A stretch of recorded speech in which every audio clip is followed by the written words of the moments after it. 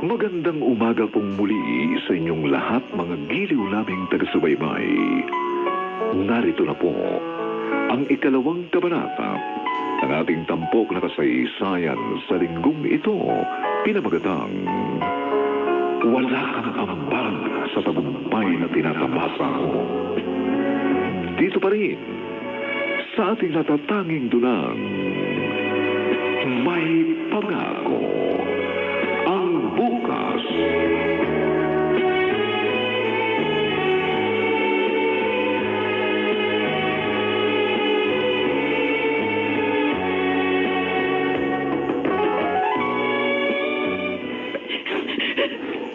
Mary Grace, Tana, ako na ang bahalang kumausap sa nanay mo. Bakit gano'n si nanay, Tay? Hindi niya na ba ako mahal? Bakit pag para sa akin, palagi siyang tutol, palaging hindi pwede? Hindi totoo yan. Nag-aalala lang sa iyo ang nanay mo. Anak panganay ka. Babae ka pa. Ay, siyempre, iniisip niya kung paano ka mabubuhay sa Maynila. Lalo na't probinsyana ka. Matagal na namasukan sa Maynila bilang katulong ang nanay mo. Kaya alam niya kung anong klase ng buhay ang kakaharapin mo doon. Huwag mo mamasamain ang mga sinasabi sa iyo ng nanay mo. Pero kaya ko naman, Tay. May mga kaklase nga ako, doon din mag-aaral. Tsaka isa pa, magbabakatino naman ako. Alam ko. Kaya nga sabi ko, ako na ang bahalang kumausap sa nanay mo. Tay, nakikiusap ako sa inyo. Talagang gusto ko mag-aral sa Maynila. Gagawin ko ang lasyon ko at hinding-hindi na yun magbabago. Doray. 18 pa lang yung anak mong yan. Anong alam niya sa Maynila, Aber? O ikaw nga, 13 anyos ka lang nung mamasukan ka doon, di ba? Napakahirap ng buhay sa Maynila, Feliciano. Hindi kabisado yun ni Mary Grace. Isa pa, mag-isa lang siya. Hindi natin siya mabibisita kaagad kung magkasakit siya. Hindi natin siya masusubaybayan. Paano kung may magsamantala sa kanya? Feliciano, kahit hindi siya makapagtapos, basta nakikita ko siya palagi at alam ko kung humihinga pa siya o hindi na. Kung malusog siya o may sakit, mas mainam sa akin yun. Kaysa araw-araw kong iisipin kung kumusta na ba siya, kung kumain na ba siya, kung may dinaramdam ba siya, kung ligtas ba siya. Doray. May mga kasama Hindi naman mo ako siya. maunawaan dahil hindi ka isang ina. Siyam na buwan kong dinala sa sinapupunan ng mga anak ko. Sumigaw ako sa sakit nang iniluwal ko sila. Hindi ko na sana tinis ang hirap at sakit na ipagbuntis at ipangano ko sila.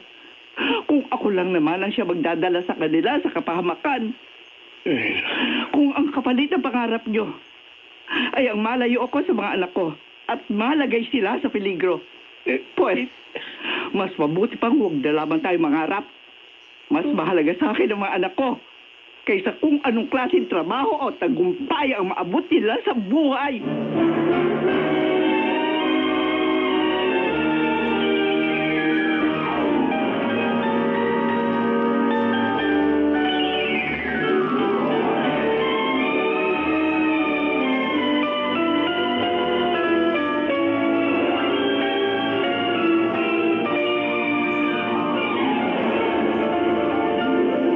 Ate, bakit ka nag-iimpake? Di ba sabi ni nanay hindi ka pwedeng umalis? Pearl, kung habang buhay kang susunod at makikinig kay nanay, ay naku, sinasabi ko sa'yo, mabubulok ka sa bahay na ito. Pero paano ka sa Maynila? Wala ka namang alam dun. Kaya nga tayo nag-aral magbasa at magsulat, di ba? Para saan pa yung mga pinag-aralan natin ng elementary at high school? Kung hindi naman pala natin gagamitin. Pero ate... Pearl, huwag kang maingay ha. Mamayang gabi, pagtulog na sila, aalis ako. Ate! Magkunwari ka nilang walang alam. Sabihin mo, mahimbing yung tulog mo. Pero... Kapag nakapagtapos ako at nakakuha ko ng maayos na trabaho, ako ang magpapaaral sa'yo sa kolehiyo. pati si Nad at Timothy. Mag-aaral kayo sa maayos na universidad at tutuparin nating 4 ang mga pangarap natin. Tapos, pagkalipas ng 10 taon, babalik tayo rito na may kanya-kanya ng trabaho. Ipakikita natin sa buong baryo na hindi tayo nagkamali, na nangarap tayo. Magpapatayo tayo ng magandang bahay. Iaahon natin sa hirap si nanay at tatay. Si tatay, hindi na siya magsasaka. Ipatitikim natin sa kanila ang komportableng buhay, Pearl. Gusto ko, ganyan din yung maging pangarap mo. Huwag kang makontento sa klase ng buhay na meron tayo ngayon.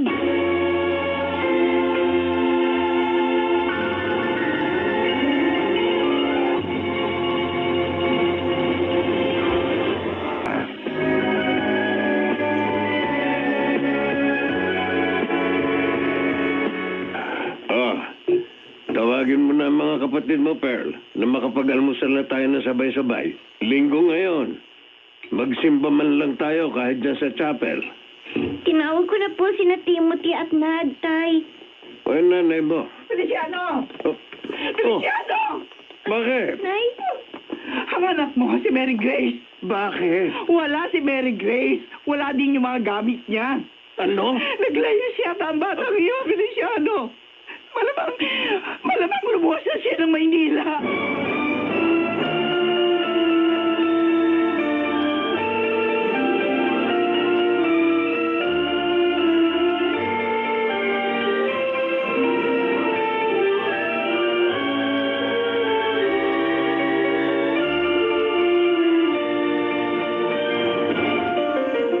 Nahanap niyo talaga ako, Tay. Pinuntahan ko ang anak ni kumparing Edwin. Alam ko kasing kasama mo siya. Pasensya na kayo. Hindi ako nakapagpaalam ng maayos. Alam ko kasi, hindi papayag si nanay. Mary Grace. Nauunawaan ko po yung pag-aalala niyo sa akin, pero para din naman sa atin ito eh. Pangako, mag-aaral akong mabuti. Hindi ko kayo bibiguin, Tay. Aabutin ko ang mga pangarap natin. Uy. Sige.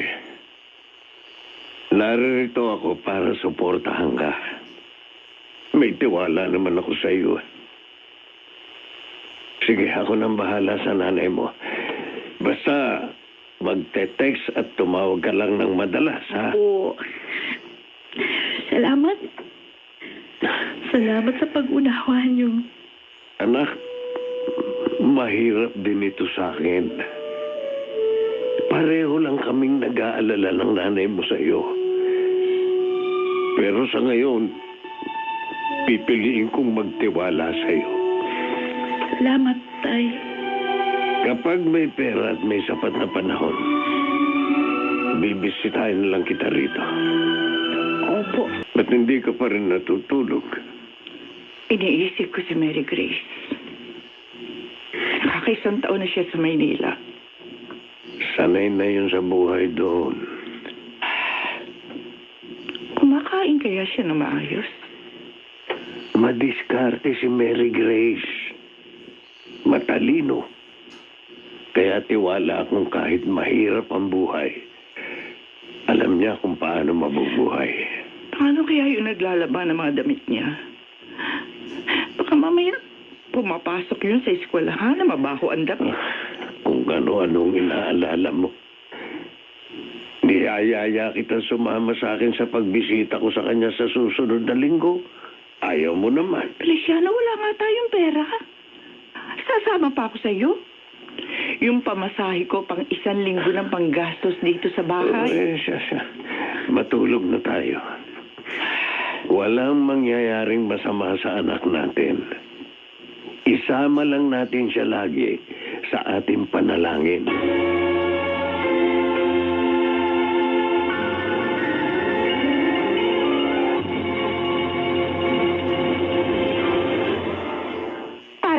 May pangako ang bukas.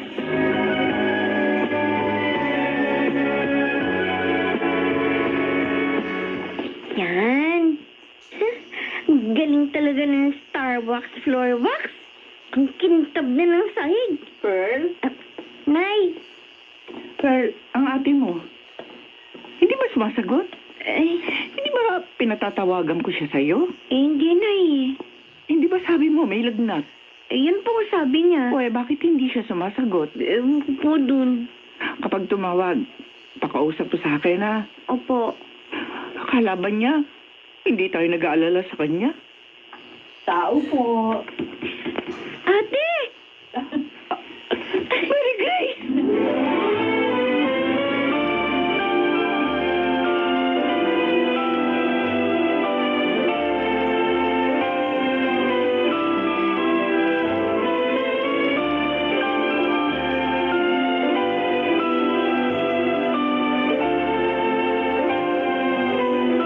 Magkano? 5,000? 10,000 nga sana yan, Nay. Pero may naipon na ako 5,000. Galing doon sa kinikita ko sa pagpa-part-time job ko, kaya nabawasan na. Pero napakalaki pa rin. Kailangan ko mag-review para sa ganun masiguro kung makakapasa ako. Pwede namang mag-self-review, pero baka kung may mga hindi ako makover na kailangan pag-aralan. Saan tayo kukuha ng ganong kalaki? Sige na, sige na. Ako Ay. na ang bahala, Mary Grace. Kaya ka ba umuwi rito para humingi ng ganyang kalaking halaga? Eh, syempre, gusto ko rin kayo makita. Lalo na't kaarawan ni tatay bukas. Ano naman kung kaarawan niya? Nangangailangan ka nga ng pera eh. Imbis na ipanghanda man lamang ng tatay mo. Doray. Baka naman makahanap ka ng maayos na trabaho. Kahit hindi ka na kumuha na eksaminasyon na yan, Mary Grace. Ay, ayun na naman kayo. Hindi ba kayo nakakaintindi? Kahit tong paganyan na kayo sa akin eh. Pero, Wala naman akong matanggap na suporta galing sa inyo. Palagi kayong sumusuko agad. Hindi pa nga nagsisimula yung laban. Hindi naman kayo naghahanap buhay ah. apa, Hindi kayo nagkakandarapang kumita. Si tatay naman. Pero kung makapagsalita kayo, para kayong hirap na hirap. wala ko lang ito ah. Anong sinabi mo? Doray.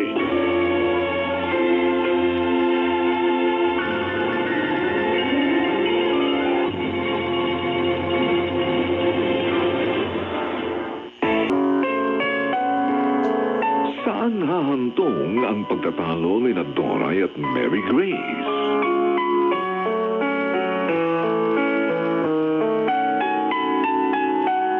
Mga nagsiganap, Susan Robles, Chiquit del Carmen Amor.